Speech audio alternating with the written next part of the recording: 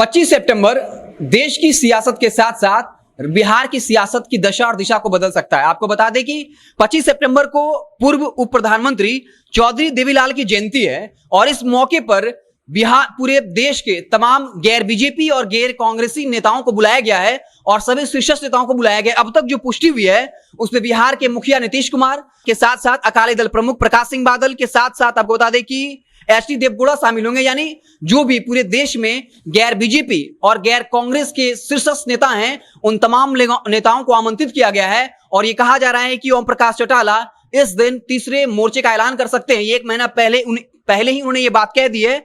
ओम प्रकाश चौटाला जो पूर्व उप प्रधानमंत्री चौधरी देवीलाल के पुत्र हैं, हरियाणा में 4 बार मुख्यमंत्री रह चुके हैं और हाल ही में जुलाई में तिहाड़ जेल से बाहर आए।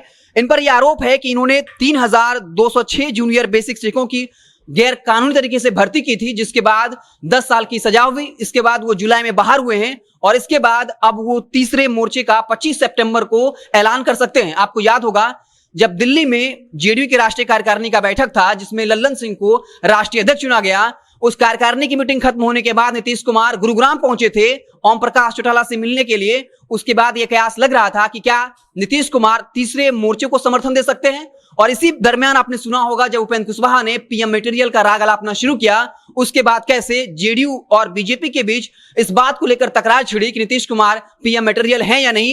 नीतीश कुमार हालांकि इस बात से इंकार करते रहे कि वो पीएम मटेरियल हैं, लेकिन आपको याद होगा किस तरीके से राष्ट्रीय परिषद की बैठक में नीतीश कुमार के सामने लल्लन सिंह ने या उपेंद्र कुशवाहा के बारे में कहा जाता है उन्होंने प्रस्ताव लाया, फिर पास किया गया और कहा गया कि नीतीश कुमार में वो तमाम काबिलियत है कि वो पीएम है। लेकिन जब नीतीश कुमार से पूछा गया तो वो कह रहे थे कि मुझे इसमें कोई दिलचस्पी नहीं है।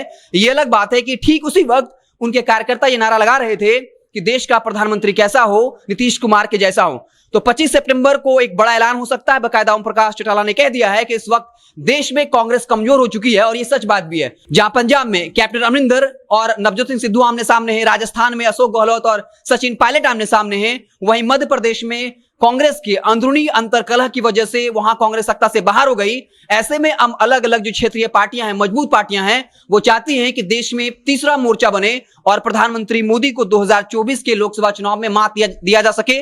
और लालू प्रसाद यादव भी इसको लेकर काफी अग्रेसिव दिखे और दिल्ली में वो लगातार सपा संरक्षण मुलायम सिंह यादव, शरद यादव के साथ साथ राकपा यानी राष्ट्रवादी कांग्रेस पार्टी के प्रमुख शरद पवार से मुलाकात की थी। और इसी बीच जब 25 सितंबर को नीतीश कुमार वहां पहुंचेंगे तो देखने वाली बात होगी। ओम प्रकाश चौटाला पहले से ऐलान कर चुके हैं कि उस दिन वो तीसरे मोर्चे का ऐलान कर सकते हैं। 25 सितंबर का दिन इसलिए अहम होगा क्योंकि उस वक्त बिहार के मुखिया नीतीश कुमार, सपा संरक्षक मुलायम यादव, अकाली दल प्रमुख प्रकाश सिंह बादल के अलावा एचडी देवगौड़ा मौजूद होंगे। इसके बाद ये खबर है कि ममता बनर्जी के अलावा फारूक अब्दुल्ला के साथ साथ शरद पवार जैसे देश के जो भी शीर्ष नेता हैं, गैर कांग्रेसी नेता हैं, उन तमाम लोगों को आमंत्रित किया गया है। और ये तमाम नेता अगर 25 सितंबर को पहुंचते हैं तो तीसरे मोर्चे का ऐलान हो सकता है और कहीं ना कहीं कांग्रेस के लिए एक बुरी खबर है।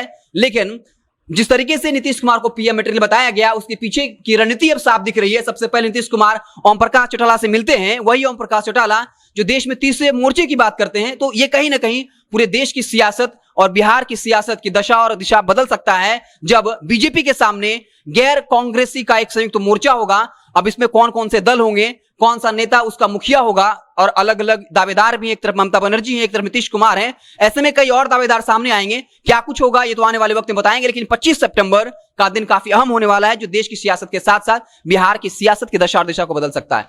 आप देखते रहे जनता जंक्शन में, आपको बिहार की तमाम छोटी बड़ी खबरों से लगातार अपडेट करते रहेंगे।